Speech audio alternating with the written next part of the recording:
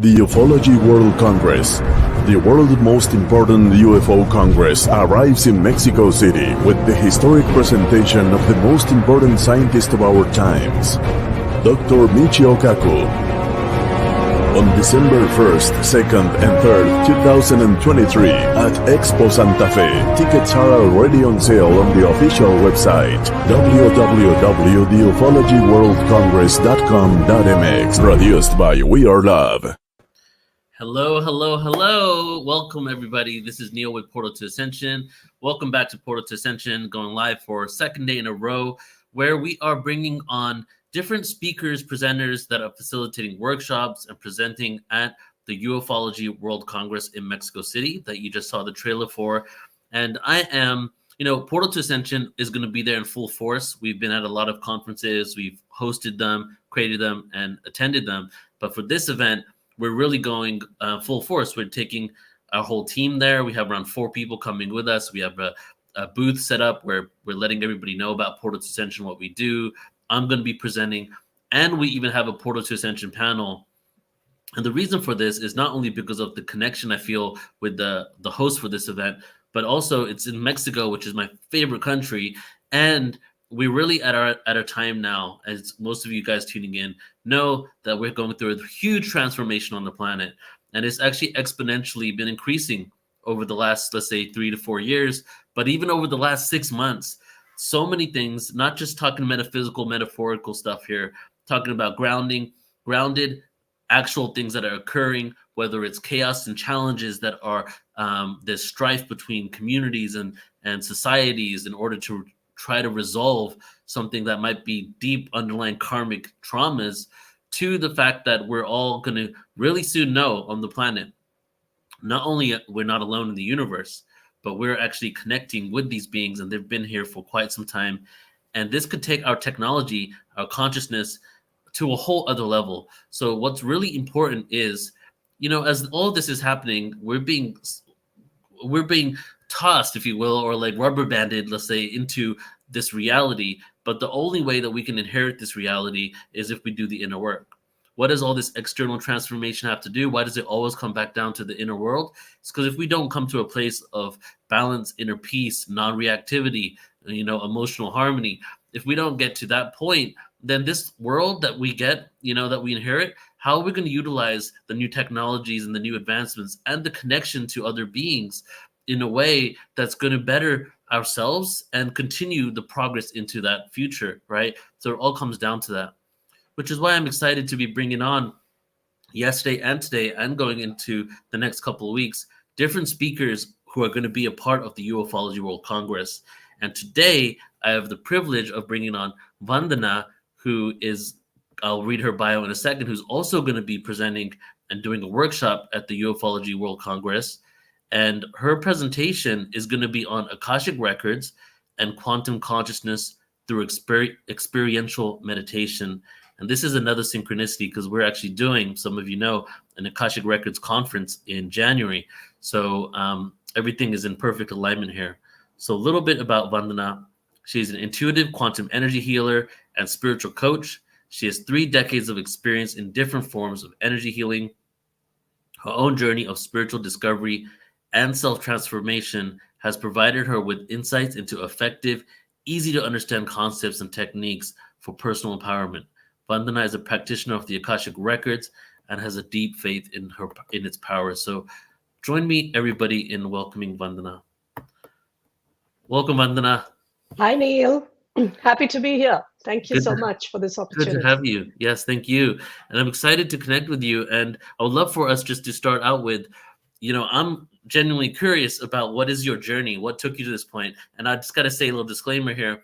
Whenever I meet people that are Indian, I get even more curious, really, because it took a lot for me personally to kind of break free from the belief systems of my family in order to really encompass something that truly is a part of Hinduism and our ancient past, but is actually a bigger picture within that, right? So I'd love to know, like, what is your journey? How did these things start unfolding?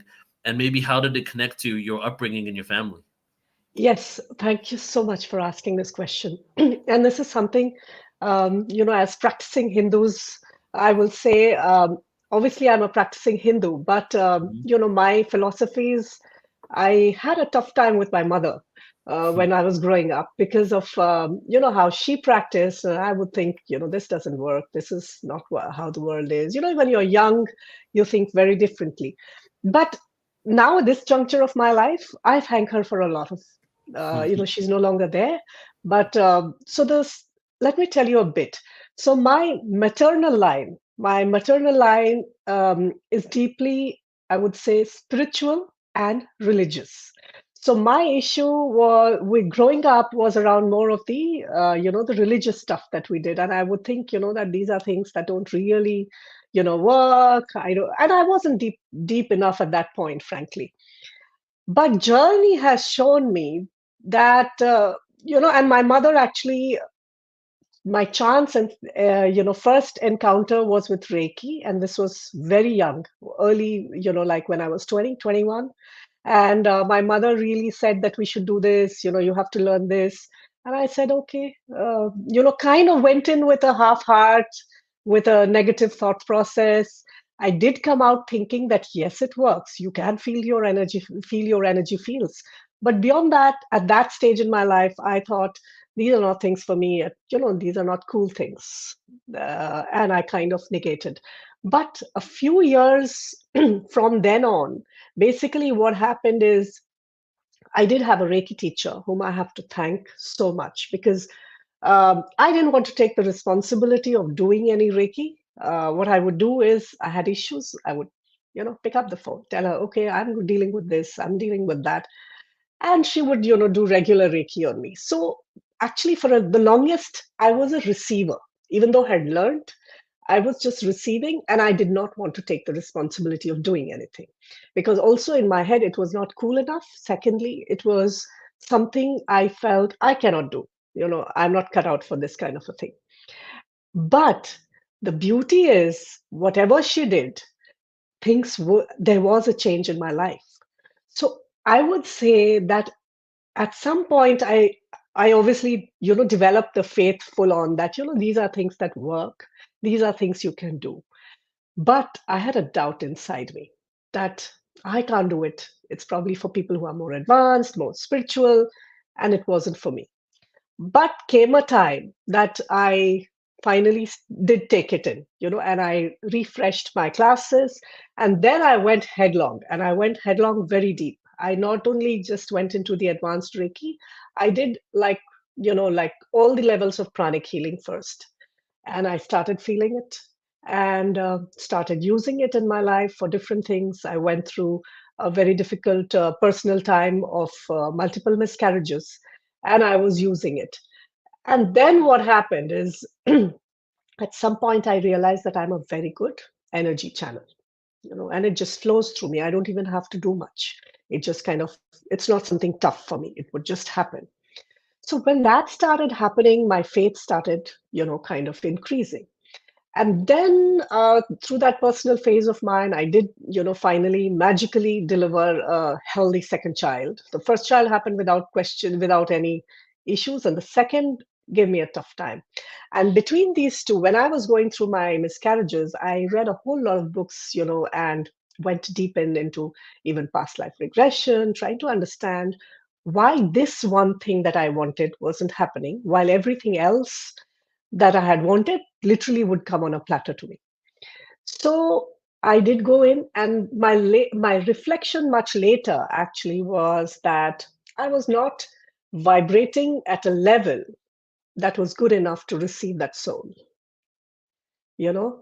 And after I started working on myself, I magically, conceived and magically delivered without any medical intervention of any sort, any medication, special, nothing, So that was, and that time when I knew that okay, this was going forward and everything was fine, is when I started programming the baby. So I said, okay, if all this works, let me see what else I can do. So I started like, what temperaments, what vibrations, what looks, whatever. And I cannot tell you, it is a complete manifestation. It's a complete manifestation as a mother of whatever I would have wanted in that child. I have that baby who's now 13. So so this happened, and that was, I would say, a change, in my time, in my thinking, that now you can take charge, you can do things with you, with your energy field in your life. And after that, it just became a journey of discovering. Then I discovered angels. That was also very very chance encounter. Again, I was on a flight and I'm sitting next to somebody who was doing something, and I was meditating because I was going. My father was in the ICU. I was going to attend to him, so I was meditating and sending energy healing to him. And when I was getting off, disembarking, I see this person next to me. I'd seen her doing something similar on the flight, so I asked, "What were you doing?" So she said, "I'm going because my brother's kids are in the ICU. They are just born, neonatal ICU, and I was just doing healing, and I'm a healer." And she said she does angel healing. So that was the first time I heard of angel healing. So I said, "Oh, this happens? Okay, then." I Googled, I figured, and I was reaching the hospital and I'm calling in all the angels for my dad. And magically, in a day or so, he's out. He's good and he's out.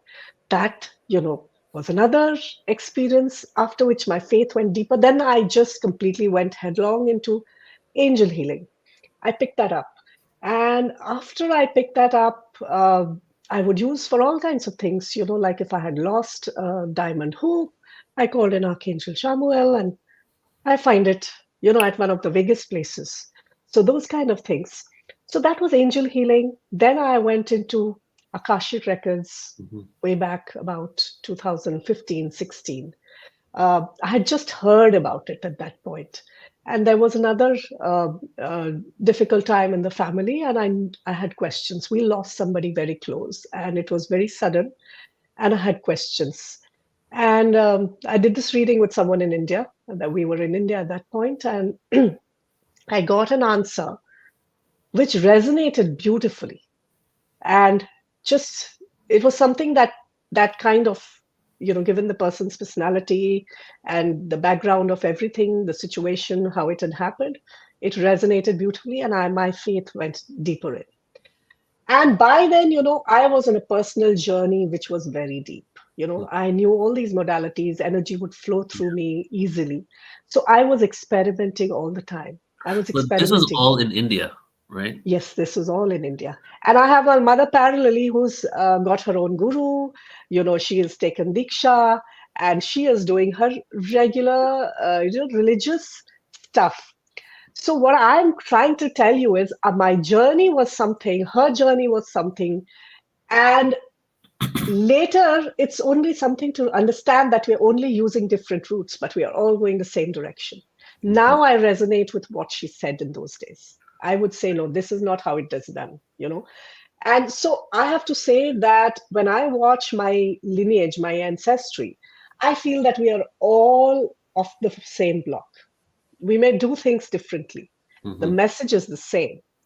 You can use a guru. She was into chanting and all, have a lot of chanting, and taking writing the in India we do the jap, right? Hmm. So she would do a lot of that, and she's no longer there.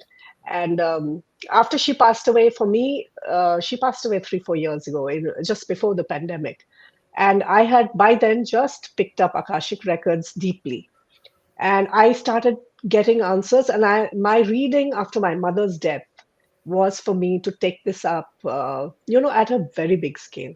And I was like, no, I was in a cushy corporate life at that point, and I'm like, not me. And then comes the pandemic. When the pandemic comes, what really happens is that I realize that I'm being selfish with what I have, and there are people in India, they were dying, like nine pins, people were dropping. And then I started running healing circles at that point. I had people who wanted to meditate with me. We took in names, we took in people who were just dying, they were in hospital and all that. And when I started doing that, the satisfaction that I got, and then things started flowing in my life in a Hmm. very different way. So, yes, I have been practicing for 30 years, but it has been a personal journey rather, less public. But after that, after the pandemic, I had two careers. I would do my corporate life in the day. Evening was meant for all this. I had clients I would take in. So last year, when we moved to the US, which was also very, I would say, it was just a manifestation. I had sat into a meditation on a Shivratri night, Shivratri night, Shiva's Mhm. energies. I sat with his energies. I meditate whenever there's an Indian festival. My way of working with Hinduism is I just invoke the energies of that particular god or goddess, and I work and meditate with that. So I did that for that Shivratri night, and I said, let's remove all the stagnant energies in the life of me, my kids, my husband. And we had a very, very, very sudden, permanent residency application that came through, and we To the just US. moved to the US. We moved in 2 months flat with no discussion ever Yep. Yep. of moving.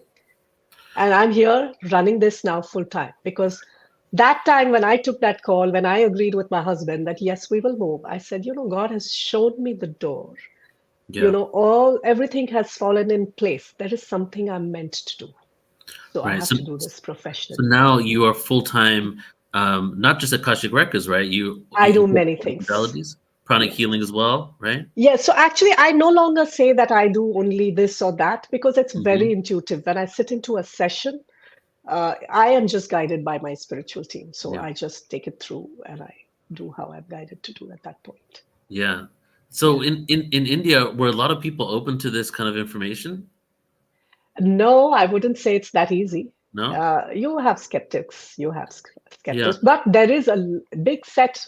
So now this, I would say, earlier when I was doing all this, I would keep quiet because it was personal first. Second is you always knew you had skeptics. You will always be encountered with religious texts and all that. They will talk, yes, but they won't really, adjust to this thought process. Yeah. But now I do know a whole lot of people who practice, who are learning, youngsters who are coming Yeah. to learn. So there's a change, there's a shift for sure. Right. What I noticed with, Hinduism, being raised Hindu, is that there were so many rituals, right? And that Yes, was what I kind of moved away from because same here. it was too much. It was contractual, If I do, in all religions, contractual for the most part, but with Hinduism, it would seem like more. If I do this, this, and this, God will give me this. If I And if I fast, don't do this, or you will get punished. right. If I fast on Yes. this day, my husband will be okay, right? Yeah. If you do the what is it? The which one was it? Hanuman Chalisa every Tuesday for 100 weeks, you will never be in a car accident again. That's one that I had to do. Yeah, right, you know. right. Yeah, So those were the issues even I had. I mean, I would yeah, always, but later when I look back, that's just the root. So right. finally, the essence of Hinduism is so different, but Yes. we have made it difficult. Exactly. So what one time when I was kind of not having, didn't have a good relationship with my mother, and she was really concerned about me not being corporate, and we had an argument and about the work that I'm doing, and I shouted to her, I am more Hindu than you. You know what I'm saying? And even though I didn't follow any of those beliefs, the foundation of what I was saying was true. I was saying it in an angry way because all of this information that you're talking about is truly the origination of it all. But what's happened with Absolutely. all religion, really, and Hinduism, we can track that, is that it became so ritualistic, we became blind to why we're Yeah. doing things, and the intention and the heart was taken out of it. Absolutely. We start focusing on collecting the things for the puja, doing those things. So that's why I said now every time there's a festival, yes, I do a little bit of, lighting a diya, candles, some Yeah. incense, because I clear those energies. So I use, just like you would use sage, we use agarbattis or we use dhoop and all of that. But I meditate on the energies of the gods and goddesses, and I have felt, See, so that's really what the essence is, right? That's yeah, just a connection. The final, so the beauty of it all is we can try all as we can or want, but it's finally that inner connection, and you let that click. There's nothing more to do. right, right, right. You There's know, really not. I want to talking about the Akashic Records for a second, but since Yes. we're on this topic, we just gotta say one more thing. I mean, just the whole Shiva, Shakti, and Kali metaphors of what they mean. No thing representing the black hole, transformation. These are huge quantum physics components that are Absolutely. hidden within the text. And I feel that um, what needs to happen now, or what is happening, is us realizing the depths of the quantum world that a lot of these texts and spirituality is speaking about.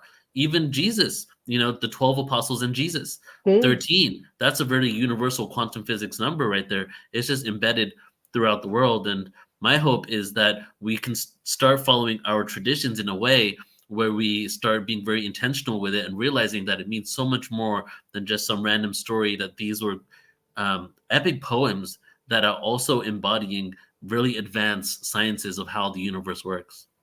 Absolutely. I run a series of workshops called Clearing Pathways. In that, we just ran the divine feminine and the divine masculine. Mm, What is it? It is just the Shiva Shakti. yeah, It's just that. We exactly. all have it within us, everything in our energy field. So Yes. that's the beauty. You kind of learn to tap into your field, then it's so powerful. You have it within you. You don't have to do much. You don't have to go anywhere. So, what was your process of learning that you didn't have to go anywhere, you didn't have to do much? Was it the Akashic Records? Was that kind of the icing on the cake for you? Because you're connecting to these other realms, but now you're tapping into a realm, a library of information and awareness. That must have been a huge milestone. So, tell me Yes. how that happened. Like, what did you see? What did you feel? How did that information come to you? So the Akashic Records, like I said, the first time I did the reading was when I lost somebody close in the family. And then after that, I did get readings done through people. And then when my mom passed away just before the pandemic, again, we did a reading. And that the reading said that I will go deep into, spirituality, teaching and all of that. And that is when went ahead to learn.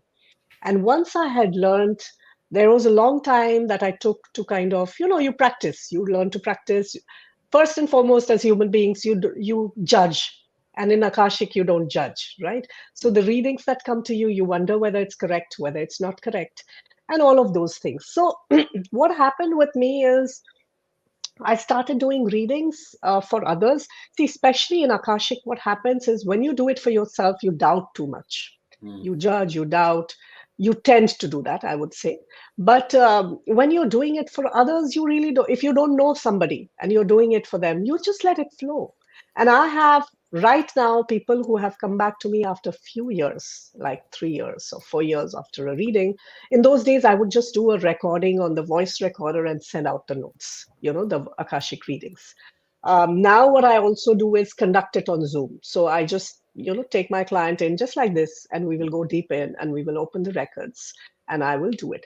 So records, just to tell you one thing there, it's very, it's so sacred that you don't go and open it in a public place. So even when I will do my workshop, because we have like 100, mm, you don't go and open your records for it to be, uh, you know, uh, so you will just do an experiential thing. There is a process of personal connection which we can go through, but you right, don't go and open your records when you're going to be disturbed by 5 people. You are just sitting with yourself. You're in a sacred space. Then you do it because you are finally shifting energy fields there. You know, and there will be some editing or some writing. So you have to be careful about where you open your records. So I started doing that. So I have people who have come back to me after 3 years. For example, somebody I had said that you will have a deep responsibility and a big responsibility coming to you in the next few years. And this is like intercontinental. And at that point, it didn't seem real at all, but it has happened. That she has to take a big family responsibility for which she has to move continents. mm, And I'm surprised myself because I don't remember, when you're in the flow, you record and you just send it out. yeah. And so these are kind of shifts for us, a whole lot. I mean, for me, for my family, I have done for others. And so how I now treat the records is many, so I also don't necessarily go into a reading with the records. So let's say, and I've also done theta healing if you see my biography. So theta healing talks of taking you to a seventh plane there are 7 planes that we talk in this modality, which is like we are right now. So the first is the earth and the rocks. They also have a consciousness, that level of energies. Then you go into the plants, second. Then the third plane is where we are, with all the animals and all.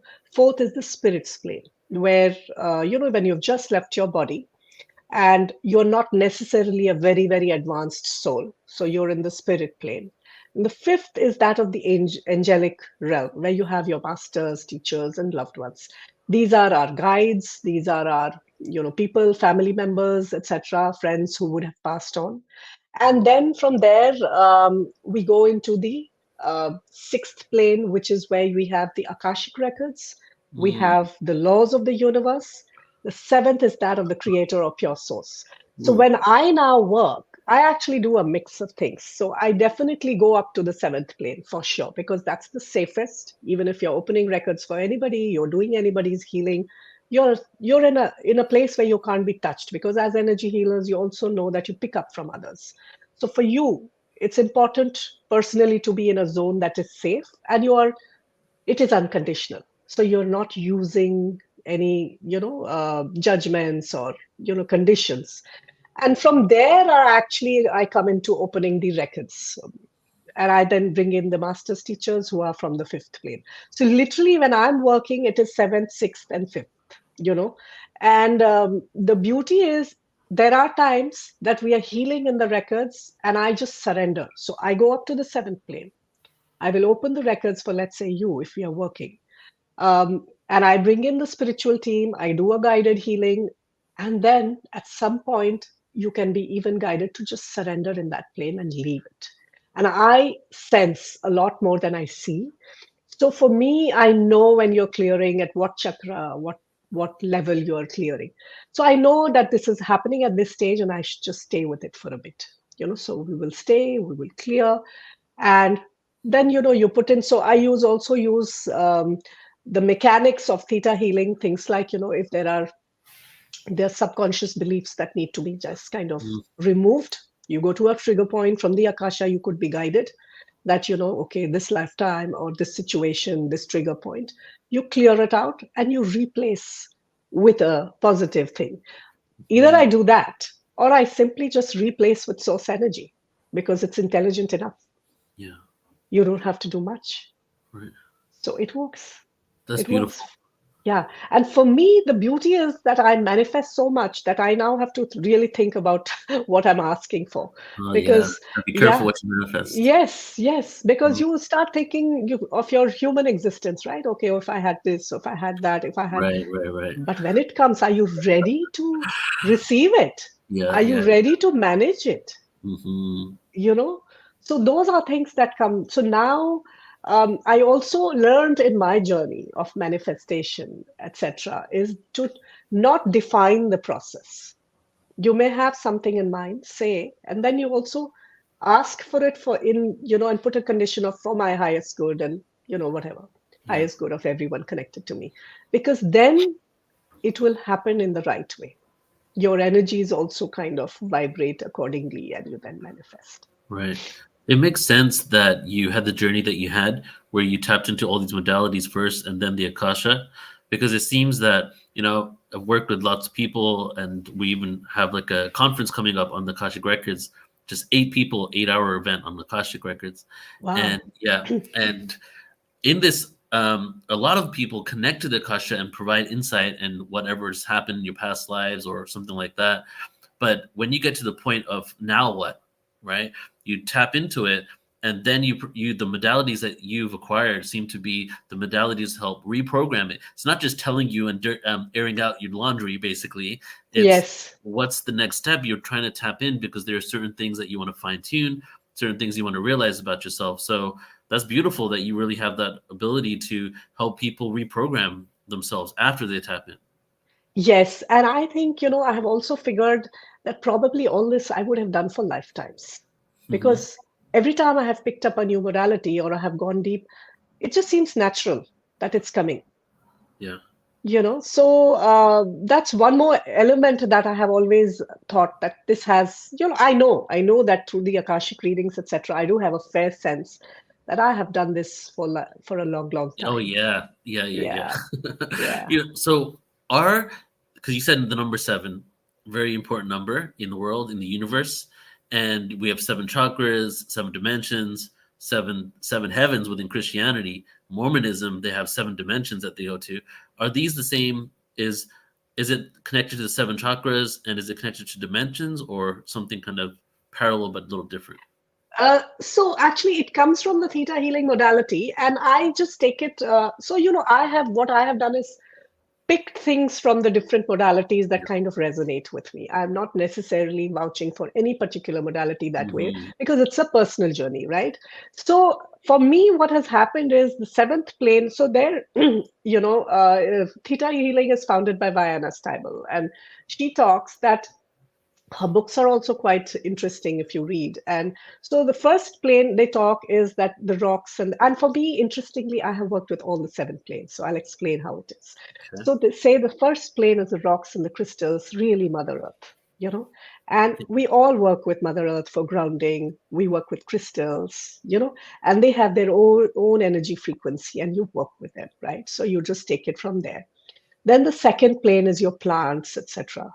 And we all use plant medicine.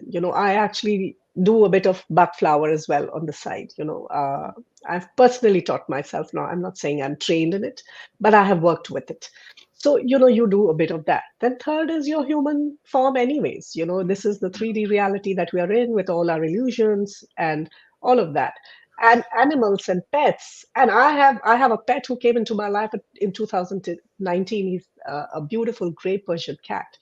And the beauty is that before that, I was least interested in animals. I was not interested. My husband was very interested, but my husband and kids were, and I really gave in. And after he has come into my life, I also have to thank him, because after he came in, the unconditional love that you have for a pet, I started feeling, and I now can see through their feelings. I can understand, I can resonate. And the thing is, I think I really grew fast after his arrival also in my life. Mhm. Things just shifted. So, especially cats. I don't know, you read a lot of witches and cats and all, right? So there is something that some energy that they bring in as well. Right. So that was for me the third plane. The fourth, the spirits. I have had experiences. I do, so when I'm going through the Akasha, or if I'm going through the source energy, 7th plane, if I'm encountering a spirit or a thing, I do know how to clear it. I'm not saying I'm a medium or a practicing medium, but coming from that plane, you really don't worry because so I'll explain the 7th. So this is the 4th. The 5th is the angels. I have worked a whole lot, and I bring them in all the time, especially if I don't have the time to go in very deep, to do a very deep meditative experience. And if I'm in a situation and I need answers or a clarity or something, I will call in the relevant angel and just kind of surrender. Please take over and handle this for me. So that's the 5th plane. 6th is the laws of the universe and the Akasha. So Akasha, yes, I have worked a whole lot. Laws also I have started. So she talks in theta healing. They talk of the laws of the universe that govern the cosmos. And for me, what has also happened is sometimes I just sit in this whole meditative state and I ask the laws of the universe to kind of readjust my fields for my highest good. And I feel changes happening, shifts happening in my field. Yeah. So I don't have to really say that, oh, the law of attraction, or the law of this or the law of that. No, but just open yourself up at that realm and see what comes for you. Nothing can go wrong. And then your final in the 7th plane, which is the source or the creator's plane. And there I have also felt that, so 2 things that I have learned: surrendering and trusting. So, when you reach these planes, you really have to surrender to those energies, to stop thinking and trust that this is happening. So, even for manifestation or any prayer, you have to feel that it merges with you and you're just there. Then feel the shift, close it, and then you see things will manifest. Yeah. As you're speaking, I'm my quantum physics technical mind gets in, comes online. Yeah. And so it does sound like dimensions, because yesterday I did an Angels and Other Dimensions broadcast with another speaker who's going to be at the Congress. And she was talking about the fifth dimension being the angelic dimension. Yes. And the 3D reality you're saying is the humans and the animals. That makes sense. And then the fourth you said was the spirit realm, right? And in quantum physics, it's like it's time, right? In spirituality, it's the astral realm, or the position within the three dimensions, the positioning. There is no physicality without the Yes. position. So it just seems like it's very much in alignment there. And I just wanted to share that because what you're sharing is actually now being proven by science that these Yes. realities exist. And the more we expand our awareness, we tap into those dimensions. And to very much oversimplify it, a dimension is a data set of information that we can connect to. And that's what the all source one is, right? The seventh dimension. Yes. Absolutely. Absolutely. And once you tap into those energies and learn to just let go at that point, it's profound. And you understand how powerful you are, how infinite you are. Mm-hmm. Basically, you're boundless. Yes, yes.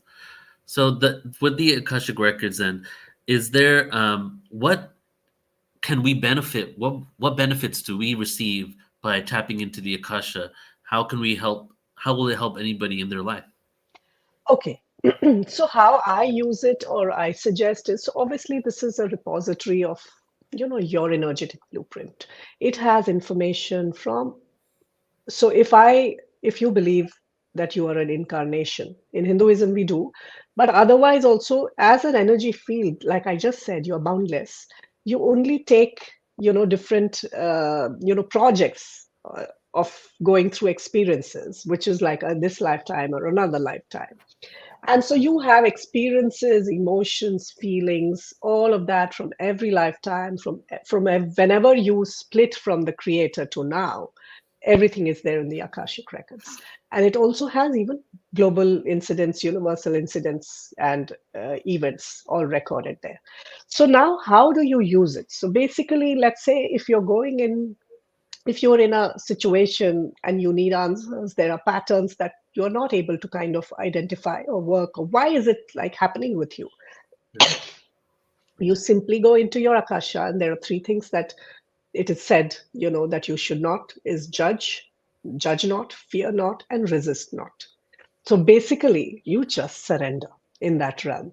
When you surrender in that realm, you have your angelic team, your masters, your teachers, and loved ones who will tap into those energies and let it flow to you, the information that you're meant to know at that point. So it is not necessary that when you open the Akasha, you go and you actually straight away get the information. If you're ready for it, then you will get it. If you're not ready for it, it can be just a simple journey that you take and you come back. I also do that, you don't necessarily always need to know something in the Akasha. Why don't you just tap into it, relax, sit? And what really happens is you receive those energies, you're receiving healing. And that itself, the opening of the records itself is considered a healing process.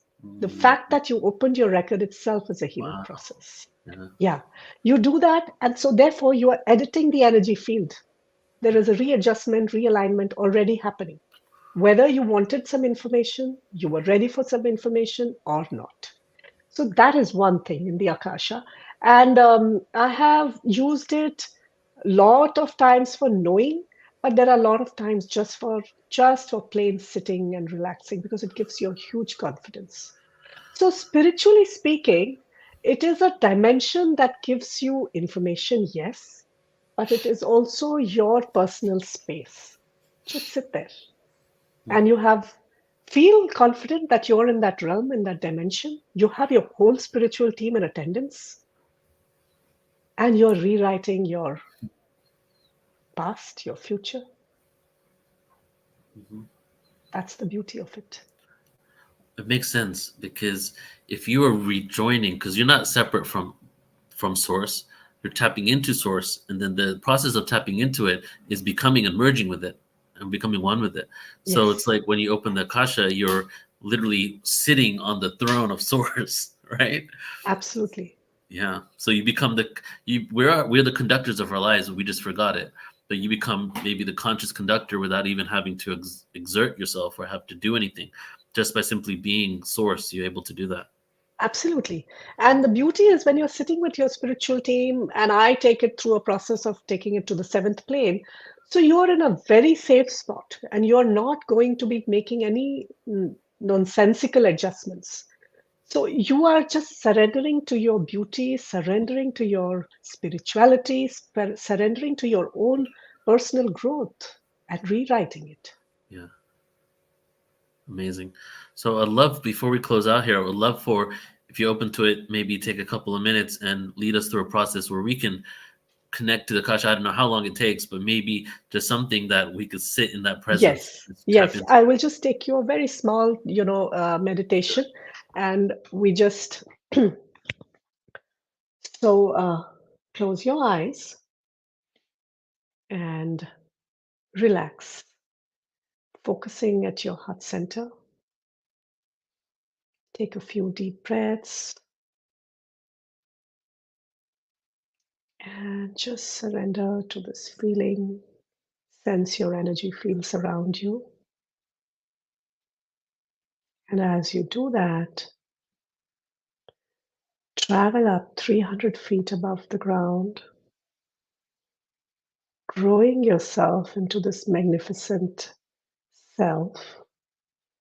And imagine from the heavens above a beautiful golden pillar of energy coming, flowing down and entering your soul star chakra located 18 inches above your crown, then entering your crown into your third eye, your throat chakra, your heart, your solar plexus, your sacral chakra below your belly button, your root, and down your legs, coming out of your feet and making a beautiful platform of light, holding you up. And as this energy travels around you, it swirls around your legs, going upwards again, forming a beautiful cocoon of light around you. So now, my dear, you are in this beautiful cocoon of light, which is pure Akashic energy. You're in this pillar of light, and it is intelligent and vibrating, pulsating in and out around you. So when it does that, you let go and release all negativity, and it replaces with pure, intelligent Akashic energy. We let this energy work on you and bring you to a zone which is your own.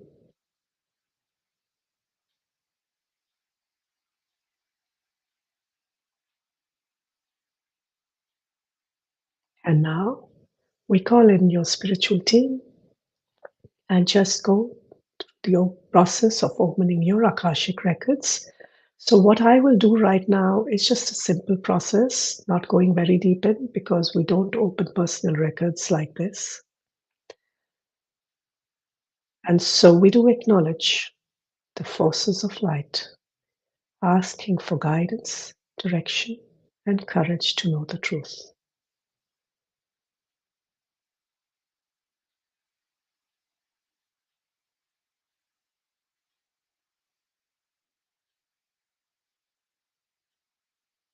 O Holy Spirit of God, protect me from all forms of self centeredness and direct my attention to the work at hand.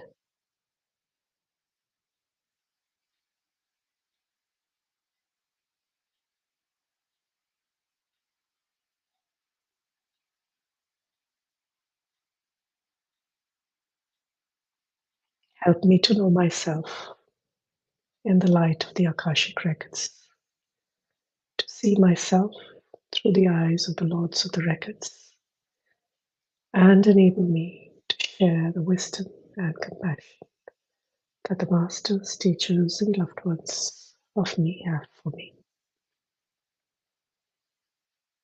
The records are now open. Now you are in your Akashic realm.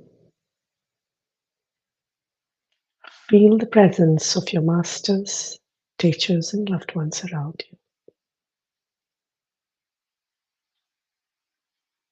Open yourself up to receiving any information that you need to know today, to receive any healing and guidance.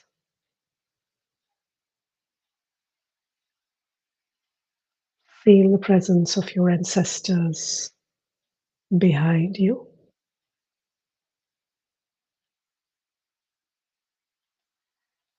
And all those souls who have walked with you on this lifetime and other lifetimes, on your left and your right.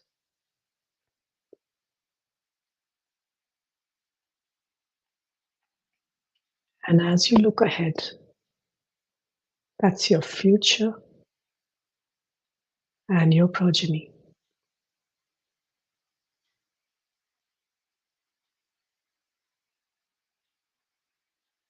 Whereas you sit in your records right now, surrender to the guidance of this beautiful Akashic energy.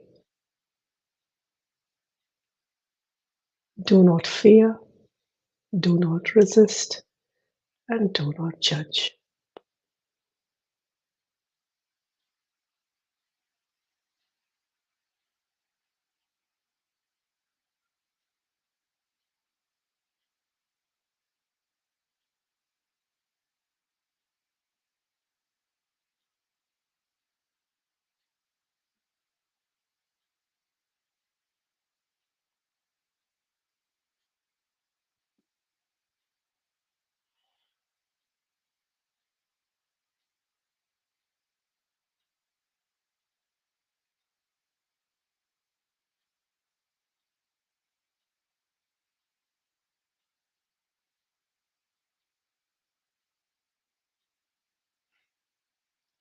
You can mentally ask any question and receive whatever guidance you get. Ensure it is small and clear.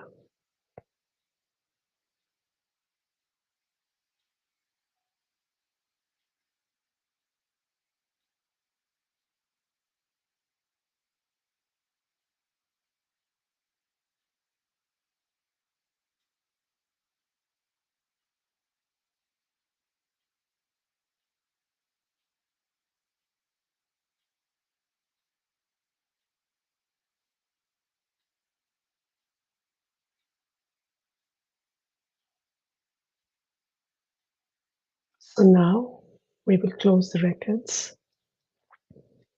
I would like to thank the masters, teachers, and loved ones for their love and compassion. I would like to thank the Lords of the Akashic Records for their point of view. And I would like to thank the Holy Spirit of Light for all knowledge and healing. The records are now closed, amen. The records are now closed, amen. The records are now closed, amen.